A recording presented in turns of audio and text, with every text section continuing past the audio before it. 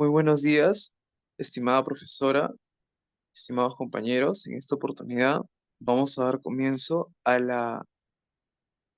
análisis de una entrevista que hemos realizado para el curso de Proceso Histórico-Cultural del Perú. Estamos cordialmente explícitos de querer informarles a ustedes sobre nuestra entrevista y de esta manera dar inicio a la actividad. Siguiente, por favor. El título de nuestra actividad es Recordando los problemas de mi país cuando era joven y los integrantes son Palomino Quispe Leonardo y mi persona Arguedas Peña Rodrigo. Siguiente, por favor. La actividad consistía en entrevistar a un ciudadano que ha experimentado el conflicto armado interno en el Perú y analizar la información. Siguiente, por favor. El entrevistado tiene por nombre José Raúl Sánchez Rojas. La edad de 55 años. Su lugar de nacimiento es Lima, Chaclacayo, y como ocupación nos contaba de que era estudiante de economía en la Universidad de San Martín de Porres durante el tiempo del conflicto, los años 80. Siguiente, por favor. Y vamos a dar en un primer momento inicio a la reproducción del video. Nosotros, ahora que han transcurrido los años, podemos decir que es un tiempo muy difícil, innecesariamente vivido, que se han perdido muchas vidas y que han sucedido muchas injusticias y que las tesis políticas que se desarrollaban por ese tiempo prácticamente han sido superadas por la realidad y desde ese momento ya eran ideas trasnochadas y que no tenían sentido en el quehacer político nacional. Bueno, en este caso en particular, como observamos, la persona entrevistada nos refiere de que, siguiente por favor, de que lo más visible del conflicto armado interno es la pérdida absurda de las vidas humanas, ¿no? Estamos hablando de aproximadamente 40.000 víctimas humanas de este conflicto y esto es lo que viene a ser nuestra primera fuente de análisis y damos fe que el testimonio de la primera parte es correcto, es válido, es verídico, se confirma de que está basado en hechos reales, como lo elucubra el Salomón Lerner Febres en calidad de presentador del discurso del informe final de la Comisión de la Verdad y Reconciliación del 2003.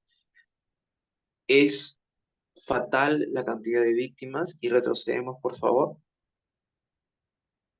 Y esto lo complementa el entrevistado diciendo de que de alguna manera el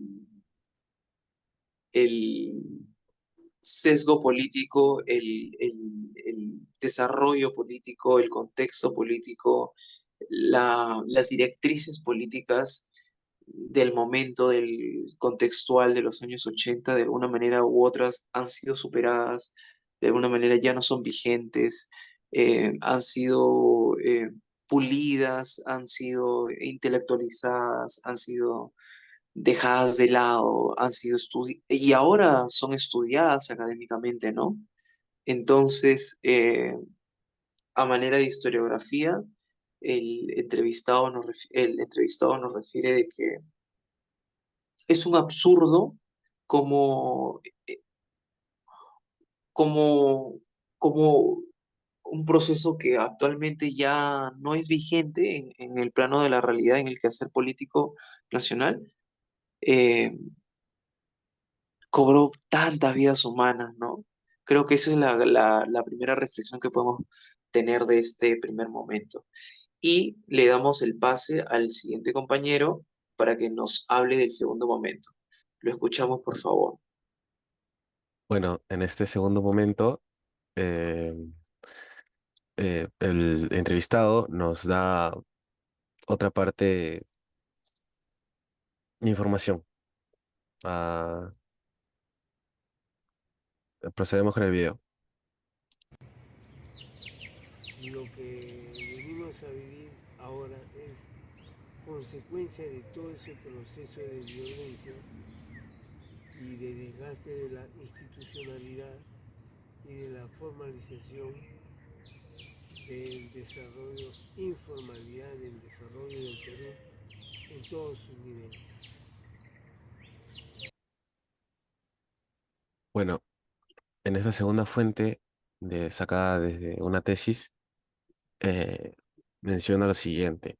No podemos imaginar una manera de abordar los temas del conflicto armado interno, de la psicología y de la política de la reconciliación sin tratar la discriminación étnica, una forma de violencia psicológica que atraviesa cada aspecto de la vida cotidiana de los campesinos quechohablantes. Nelson Manrique de Mestres menciona que ha notado que no hay un sentimiento de tragedia nacional en el Perú y que esto tiene que ver con las características de aquellos que fueron asesinados o desaparecieron durante la violencia. En la política de la muerte en el Perú se mide la pérdida de la vida según la jerarquía de las diferencias culturales y étnicas. En mi opinión, concordando con el sociólogo, hay una cierta discriminación étnica y llega a ser un grave daño psicológico a todos los campesinos, ya que este conflicto tuvo muchas consecuencias negativas y fracturas irreparables al peruano de ese momento. Cosas como la discriminación y racismo presentes en esos tiempos siguen hasta ahora en pie en el actual Perú. Ahora damos enseguida a mi compañero para dar el tercer momento. Muchas gracias, compañero. Te tomo la palabra y por favor le damos play al video. Población, ¿no? La población por miedo a la violencia, por miedo se ha desentendido de los temas de la izquierda y las personalidades que asumían ciertos liderazgos también se retiraron, también dejaron de estar y algunos que se mantenieron en sus trincheras como Díez Canseco, Henry Piz, Alfonso Barrantes y otras personalidades que también tenían algún tipo de vinculación o no con el proceso de Sendero, desaparecieron.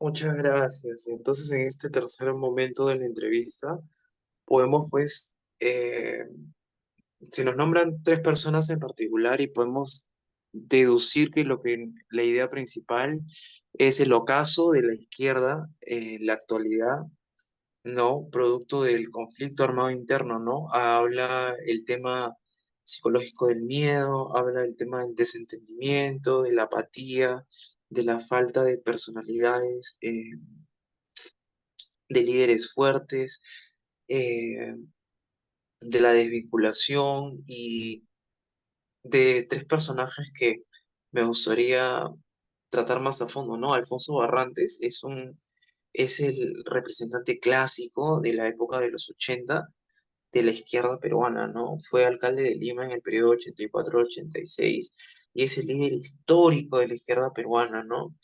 El caso de Javier Díez Canseco también es resaltante, es digno de resaltar porque ejerció como senador en dos periodos y fue diputado en el periodo del año 80 al 85 y fue presidente del Partido Socialista, ¿no?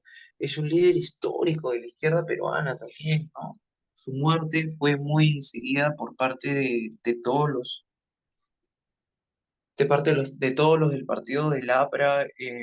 Y en tercer lugar tenemos a Henry Peace, que yo he tenido el orgullo de haber sido alumno de él cuando he estudiado en otra universidad. He tenido la dicha de ser parte de su cátedra y me parece que es un excelente profesional, es un excelente académico, a pesar de ser una persona que de muy avanzada edad ha sabido compartir todo el conocimiento teórico que le antecede su bagaje congresal, ¿no? Y tiene en su haber el hecho de haber servido como congresista durante 3 periodos, ha sido teniente alcalde incluso durante la gestión de Alfonso Barrantes, ¿no?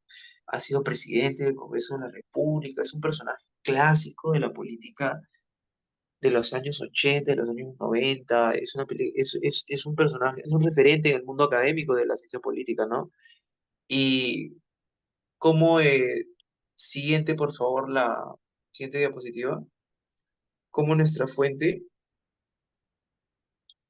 voy a pasar a leer, ¿no?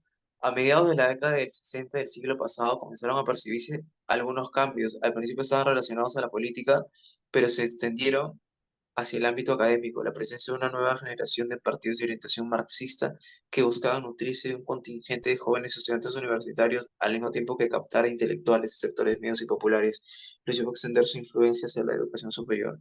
Esto es muy cierto, ¿no? O sea, justamente nos introduce a cómo en este contexto de los años 80 la izquierda comienza a gestarse dentro de la comunidad universitaria y cómo poco a poco comienza en esa dinámica del tú al tú y de la segunda persona a la segunda persona y cómo comienza a captar adeptos, súbditos eh, y se forman contingentes, colectivos, ¿no? De orientación marxista, ¿no?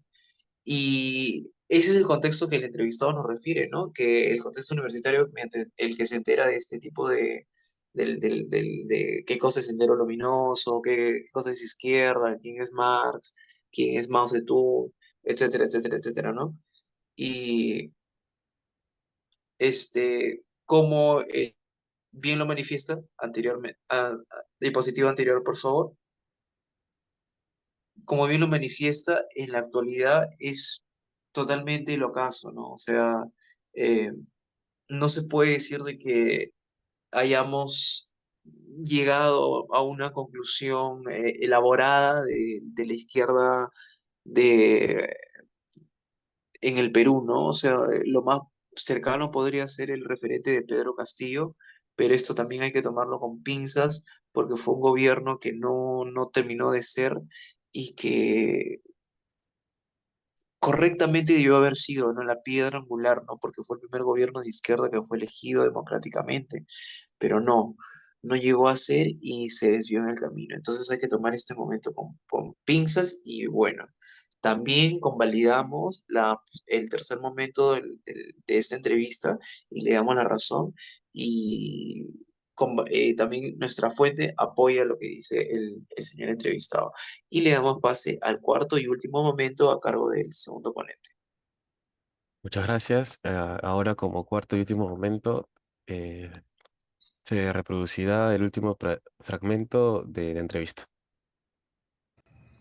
Lo que podríamos concluir es de que todo ese proceso ha sido nefasto hasta este momento que no podemos salir de un proceso que cada vez más ha desintegrado la institucionalidad del país, de la representación ciudadana y de los niveles de los candidatos políticos que en este momento existen.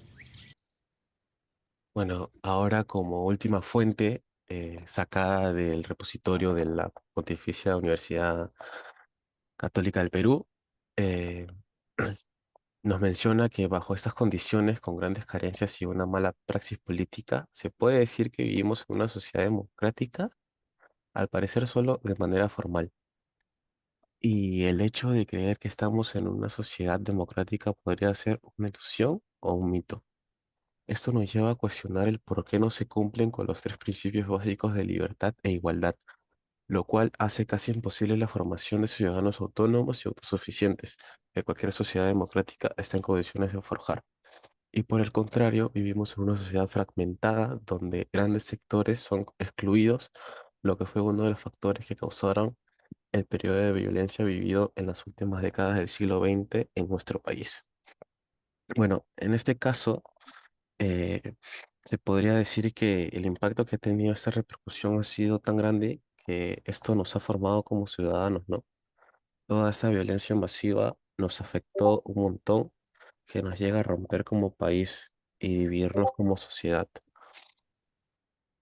como bien se menciona en unas líneas de ahí, eh, cosas básicas se nos hacen imposible y esto haría que se niegue el desarrollo de la nación. Y, o sea, toda esta repercusión, o sea, nos, como bien dije, nos forjó, pues, y, y nada, pues, esto sería todo, ¿no? Eh, como bien se muestra, acá hay unas fuentes bibliográficas eh, de donde hemos sacado la información para brindarles esta entrevista, y esto sería todo por mi parte y por mi compañero. Eh, y nada. Sí, por favor. Muchas gracias. Siguiente diapositiva, por favor. Le agradecemos a la profesora del curso, estamos muy agradecidos con el devenir de la actividad. Creemos que es un tema, digamos, complicado por las aristas, las fibras sensibles que se podrían tocar, pero desde un punto de vista historiográfico, por supuesto que es un tema que hay que analizar académicamente y quisiéramos terminar el análisis de esta entrevista con la reflexión final de cómo nos hemos construido como nación, cómo hasta, no se trata de ir muy tiempo atrás de la época de la conquista o en la época precolombina o la época virreinal, sino como hace menos de 30 años, cómo conseguimos continuando construyendo la historia de nuestro país y muchos de esos capítulos nuevos, muchas veces son negativos, muchas veces son positivos, pero definen nuestro, nuestra historia como país. Y con eso acabamos. Muchas gracias y le damos final a esta al análisis de esta entrevista. Agradecidos.